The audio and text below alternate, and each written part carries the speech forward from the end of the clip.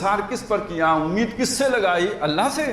نہیں، ان دوستوں سے لگائی۔ اب وہاں اللہ کہے گا کہ بلاؤ انہیں، آج بلاؤ انہیں، یوم یقول، جس دن وہ فرمائے گا نادو، پکارو، شرکائی، میرے شریکوں کو، الذین زعمتم، جن کے بارے میں تمہارا زعم تھا کہ وہ تمہارے کام آئیں گے، تمہارا کام بنائیں گے، تمہارا بیڑا پار لگائیں گے، تمہیں جنت پہنچائیں گے، بلاؤ انہیں۔ فدعوہم، وہ بلائیں گے انہیں، پکاریں گے انہیں، فلم یستجیبوا لہم، وہ ان کو مڑ کے جواب ہی نہیں دیں گے۔ بڑیاں واجہ ماریاں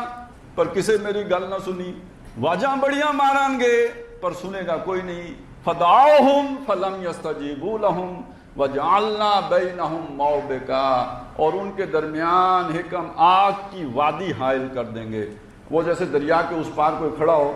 آپ چاہیں بھی ہاتھ ملانا تو کیسے ملائیں گے، بیچ میں تو دریا حائل ہے، اسے کراس کریں گے تو جائیں گے، تو ان کے درمیان ایک تباہی کی وادی ہوگی جس کو کراس کرنا ممکن ہی نہیں ہوگا، نہ یہ ان تک پہنچ سکیں گے نہ وہ ان تک پہنچ سکیں گے۔ تقطعت بہم الاسباب، ان کے درمیانی رابطے منقطع ہو جائیں گے، اور وہ ادھر اور یہ ادھر۔ وجعلنا بینہم موبقا ورأى المجرمون النار، اور وہ مجرم جو ہیں وہ دیکھیں گے اب آگ کو، سامنے نظر آئے گی انجام پھر یہ ہے، آگ کو دیکھیں گے، فظنوا، اور انہیں یقین ہو جائے گا، انہم مواقعوہا، کہ وہ اس میں گرنے والے ہیں، انہیں واقع ہونا ہے اس کے اندر، انہیں جا پڑنا ہے اس آگ میں۔ وَلَمْ يَجِدُوا عَنْهَا مَصْرِفًا، اور وہاں سے پلٹنے کا کوئی رستہ نہیں پائیں گے۔ وہ ہوتا ہے نا، آپ ایک دفعہ دھکا کھا کے آ گئے تو پھر اب نکل نہیں سکتے۔ ابھی چلیں، اللہ کا بڑا فضل ہوا، حج ہو گیا، امن سے ہو گیا، لیکن یہ کہ جو لوگ حج پہ گئے انہیں معلوم ہے کہ جب وہ ریلا آتا ہے اس کے آگے جو بندہ چڑھ جاتا ہے تو وہ پھر اس کے پاس کوئی آپشن نہیں ہوتا، نہ دائیں کا نہ بائیں کا نہ پیچھے، آگے ہی جانا ہوتا ہے۔ اور نکل گئے تو آگے کوئی جو رکاوٹ آ گئی تو بس پھر ادھر چپکے گئے۔ اسی طرح تو ہوتا ہے جو بھی ہوتے ہیں، بندے سے بندہ جو ہے نا چپک کے تو بس ادھر ہی فارغ ہو جاتے ہیں۔ بس یہ ہے کہ وہاں پہ وہ دیکھیں گے کہ آگ ہے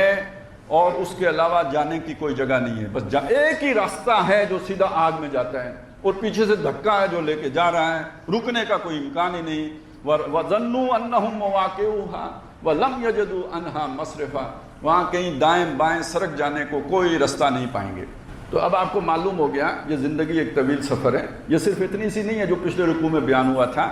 اس میں وہ کل زندگی نہیں ہے، وہ زندگی کا ایک بہت حقیر سا دورانیہ ہے،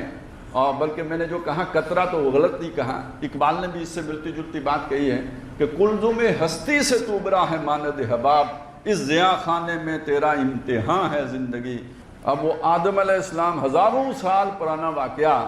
اور یہ لاکھوں سال بعد میں ہونے والا واقعہ، ابتدا بھی بتا دی، انتہا بھی بتا دی، بیچ میں یہ 60 سال 70 سال، جب یہ سارا منظر سامنے رکھتے ہیں تو ان کی کیا ہے، نقطے جتنی ہے اس کتنی رہتی نا، اس پوری لائن کو ڈرا کریں، اس لائن میں یہ والی زندگی، دنیا کی زندگی ایک نقطے جتنی نہیں ہے۔ اب آپ سمجھ لیں کہ کافر اس ایک نقطے کے لیے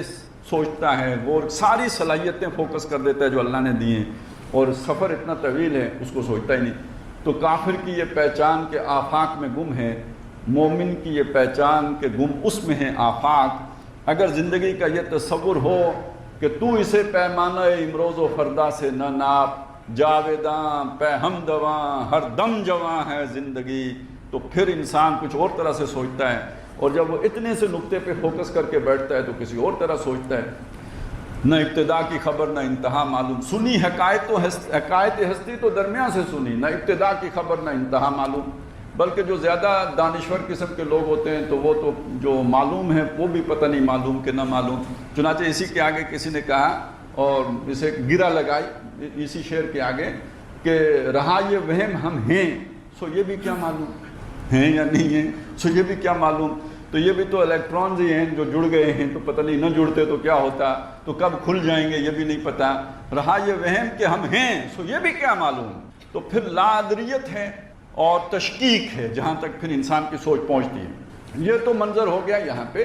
اب آپ دیکھیے اللہ کی رحمت کا اندازہ لگائیں، ایک مسافر ہے، طویل اس کا سفر ہے، وہ رستے میں تھوڑی دیر سستانے کے لیے بیٹھا ہے، ادھر دل لگا بیٹھا ہے، وہ بھول گیا شروع کہاں سے کیا تھا، جانا کہاں ہے، اور وقت کی جو بھی وہ نظارہ تھا اس میں کھو گیا۔ پڑھنے والی ہے، شام آگے ہے، بڑا خطرہ۔ سمجھ آ رہی ہے بات؟ ایک سفر تھا، وقت پہ طے کرنا تھا،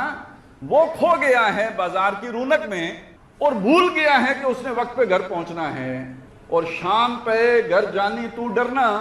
شام سے پہلے پہلے اپنا پانڈا پڑنا تھا اور جانا تھا گھر، وہ اسے یاد نہیں رہا۔ اب وہ جو رب العالمین ہے، وہ جو مہربان ہے، جو ماں سے بڑھ کر محبت کرنے والا ہے، اس نے چاہا اس بھولے بٹکے کو میں اس کی منزل یاد کرا دوں، یہ کہیں ادھر ہی کھویا نہ رہے، مارا جائے گا تو میں انہوں واج مارا۔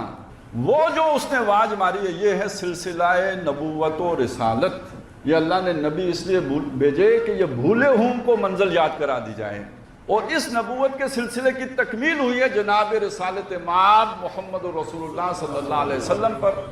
لہٰذا اس کا ذکر یہاں پہ کیا۔ وَلَقَدْ صَرَّفْنَا فِي هَذَا الْقُرْآنِ لِيَذَّكَّرُوا، اور ہم نے اس قرآن میں مثال بھی، وَلَقَدْ صَرَّفْنَا فِي هَذَا الْقُرْآنِ لِلنَّاسِ مِنْ كُلِّ مَثَلٍ، ہم نے اس قرآن میں لوگوں کے لیے ہر طرح کی مثال بیان کی۔ وہ جو میں نے پہلے آیت پڑھ لی تھی وہ سورہ بنی اسرائیل میں، اس سے پچھلی صورت میں، لِيَذَّكَّرُوا، تاکہ وہ سمجھیں۔ یہ ہر طرح کی مثال بیان کی ہے تاکہ وہ سمجھیں، اس صورت کی اس آیت سے جوڑیں تو بات سمجھ میں آئے گی۔ کیا مطلب ہوا؟ مطلب یہ ہوا کہ سمجھایا کہ بھول گئے ہو، کدھر کھو گئے ہو، دنیا میں لگ گئے ہو، اصل زندگی تمہاری آگے کی ہے۔ یہ بات سمجھانے کے لیے ہم نے اس قرآن میں ہر طرح کی مثال بیان کی۔ اب اس میں انڈرسٹوڈ ہے کہ جو اس سے پہلے نبی آئے انہوں نے بھی مثالیں دی اس وقت کے حساب سے، جو اس وقت کے لوگوں کو سمجھ آ سکتی۔ اس قرآن میں اللہ نے کیسے کیسے سمجھایا۔ ابھی پرسوں ترسوں جو حادثہ ہوا آپ کو معلوم ہے، وہ جو ایک آپ دوست تھی جو ٹائٹینک کا ملبہ دیکھنے گئی، دنیا کے امیر ترین لوگ اس کے اوپر 5 آدمی سوار تھے، وہ حادثہ ہوا، ادھر ڈوب گئی۔ اس سے ایک چیز جو سامنے آئی کہ یہ ایک ایسا ایریا تھا جہاں جا کے وہ حادثے کا شکار ہوئی، جسے سمندری زبان میں ماہرین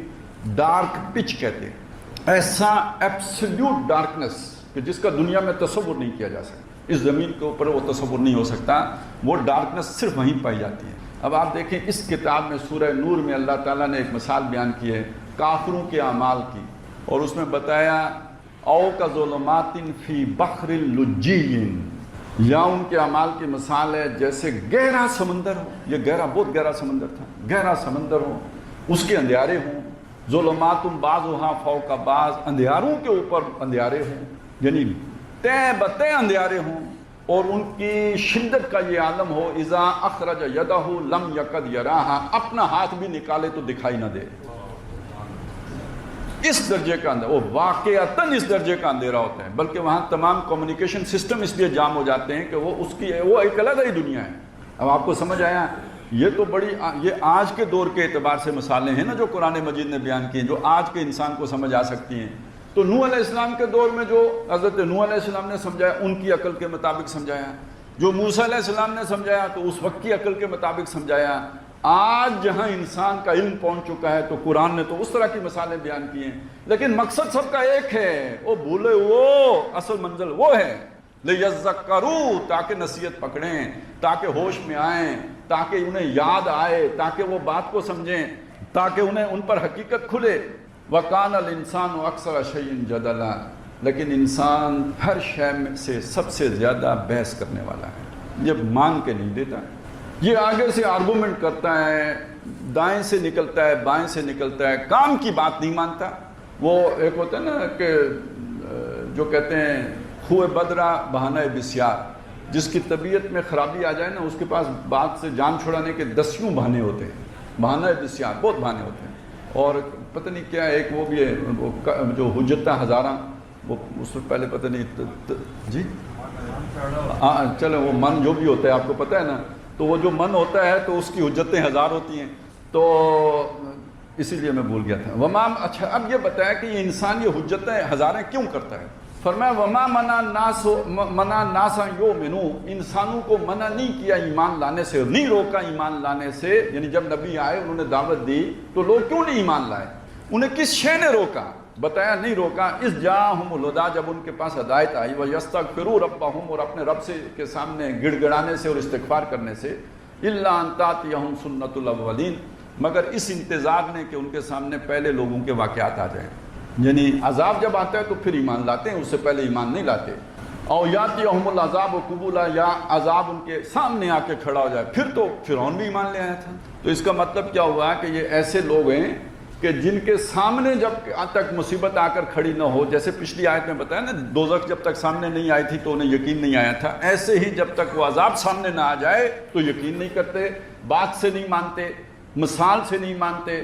وَمَا نُرْسِلُ الْمُرْسَلِينَ إِلَّا مُبَشِّرِينَ وَمُنذِرِينَ۔ تو دنیا میں ہم عذاب نہیں بھیجتے، یہ ہماری ہے، مطلب ایک دم نہیں بھیجتے، سمجھاتے ہیں، اور رسول ہم نے نہیں بھیجے، ان کا مقصد عذاب دینا نہیں، ان کا